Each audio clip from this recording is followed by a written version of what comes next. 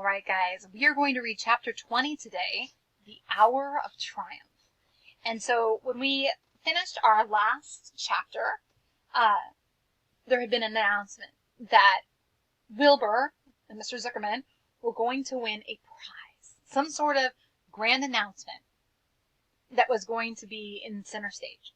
So we're going to read and find out what happened. The Hour of Triumph. Special announcement, said the loudspeaker in a pompous voice. The management of the fair takes great pleasure in presenting Mr. Homer L. Zuckerman and his famous pig. The truck bearing this extraordinary animal is now approaching the infield. Kindly stand back and give the truck room to proceed.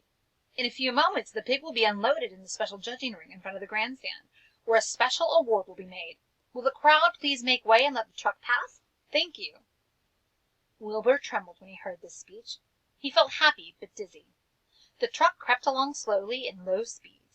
Crowds of people surrounded it, and Mr. Arable had to drive very carefully in order not to run over anybody.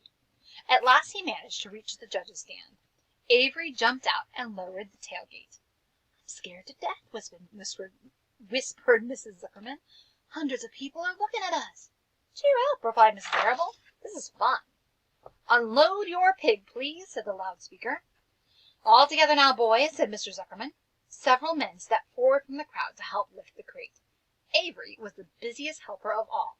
Tuck your shirt in, Avery, cried Mrs. Zuckerman, and tighten your belt. Your pants are coming down.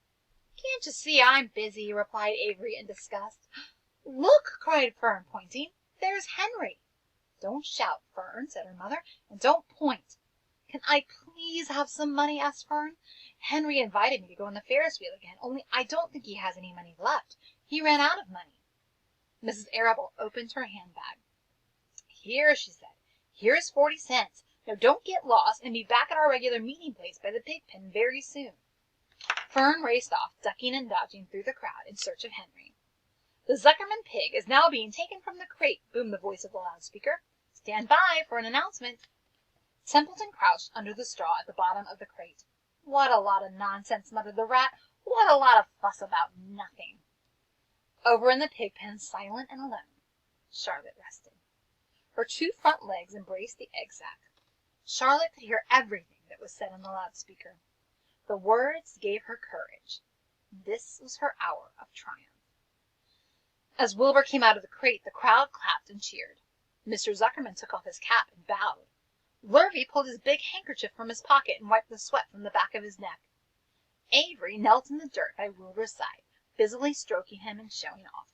Mrs. Zuckerman and Mrs. Arable stood on the running board of the truck. Ladies and gentlemen, said the loudspeaker, we now present Mr. Homer L. Zuckerman's distinguished pig. The fame of this unique animal has spread to the far corners of the earth, attracting many valuable tourists to our great state. Many of you will recall that never-to-be-forgotten day last summer when the writing appeared mysteriously on the spider's web in Mr. Zuckerman's barn, calling the attention of all and sundry to the fact that this pig was completely out of the ordinary. This miracle has never been fully explained, although learned men have visited the Zuckerman pig pen to study and observe the phenomenon. In the last analysis, we simply know that we are dealing with supernatural forces here, and we should all feel proud and grateful. In the words of the spider's web, ladies and gentlemen, this is some pig. Wilbur blushed. He stood perfectly still and tried to look his best. This magnificent animal, continued the loudspeaker, is truly terrific. Look at him, ladies and gentlemen. Note the smoothness and whiteness of his coat. Observe the spotless skin, the healthy pink glow of ears and snout. It's the buttermilk, whispered Mrs. Arable to Mrs. Zuckerman. Note the general radiance of this animal. Then remember the day when the word radiant appeared clearly on the web. Whence came this mysterious writing? Not from the spider, we can rest assured of that. Spiders are very clever at weaving their webs, but needless to say, spiders cannot write. Oh, they can't they? Murmured Charlotte to herself. Ladies and gentlemen, continued the loudspeaker, I must not take any more of your valuable time.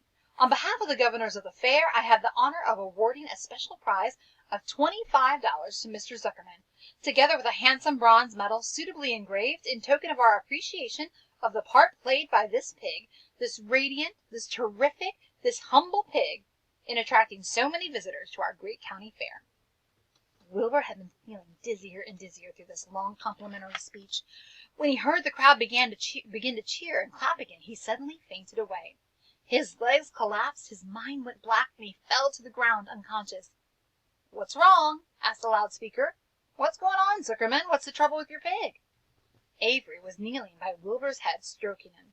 Mr. Zuckerman was dancing about, fanning him with his cap.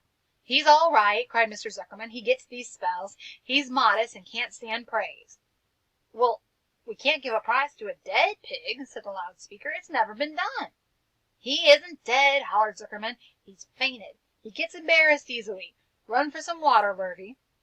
Lurvy sprang from the judge's ring and disappeared. Templeton poked his head from the straw. He noticed that the end of Wilbur's tail was within reach. Templeton grinned. "I'll attend to this," he chuckled. He took Wilbur's tail in his mouth and bit it just as hard as he could bite. The pain revived Wilbur. In a flash he was back on his feet. "Ouch!" he screamed. "Hooray!" yelled the crowd. "He's up! The pig's up! Good work, Zuckerman! That's some pig!" Everyone was delighted. Mr. Zuckerman was the most pleased of all. He sighed with relief. Nobody had seen Templeton. The rat had done his work well. You can see Templeton biting Wilbur's tail, and that's Avery there trying to help him. And now one of the judges climbed into the ring with the prizes. He handed Mr. Zuckerman 2 $10 bills and a $5 bill. Then he tied the medal around Wilbur's neck. Then he shook hands with Mr. Zuckerman while Wilbur blushed. Avery put out his hand, and the judge shook hands with him too. The crowd cheered, and a photographer took Wilbur's picture. A great feeling of happiness swept over the Zuckermans and the Arables. This was the greatest moment in Mr. Zuckerman's life. It is deeply satisfying to win a prize in front of a lot of people. As Wilbur was being shoved back into the crate, Lurvy came charging through the crowd, carrying a pail of water. His eyes had a wild look. Without hesitating a second, he dashed the water at Wilbur. In his excitement, he missed his aim, and the water splashed all over Mr. Zuckerman and Avery. They got soaking wet. "Oh, for goodness' sake!" bellowed Mr. Zuckerman, who was really drenched. "What ails you, Lurvy? Can't you see the pig is all right?" "Well, you asked for water," said Lurvy meekly. "I didn't ask for a shower bath," said Mr. Zuckerman. The crowd roared with laughter. Finally Mr. Zuckerman had to laugh too, and of course Avery was tickled to find himself so wet, and he immediately started to act like a clown. He pretended he was taking a shower bath. He made faces and danced around and rubbed imaginary soap under his armpits. Then he dried himself with an imaginary towel. "Avery, stop it!" cried his mother. "Stop showing off!" But the crowd loved it. Avery heard nothing but the applause. He liked being a clown in a ring, with everybody watching in front of a grandstand. When he discovered there was still a little water left in the bottom of the pail, he raised the pail high in the air and dumped the water on himself and made faces. The children in the grandstand screamed with appreciation. At last things calmed down. Wilbur was loaded into the truck. Avery was led from the ring by his mother and placed on the seat of the truck to dry off. The truck, driven by Mr. Arable, crawled slowly back to the pig pen. Avery's wet trousers made a big wet spot on the seat. Okay, guys, we're getting ready to end this book. We have 2 chapters left, and tomorrow is called The Last Day. And I guarantee you that I will cry. I do every time I read it, but I'm going to try to hold it together. And then we'll have 1 chapter after that called A Warm Wind. And so I'm super excited that on Wednesday we're going to get to wrap up this book and that you got to hear all of Charlotte's Web before winter break. All right, guys, I'll see you tomorrow.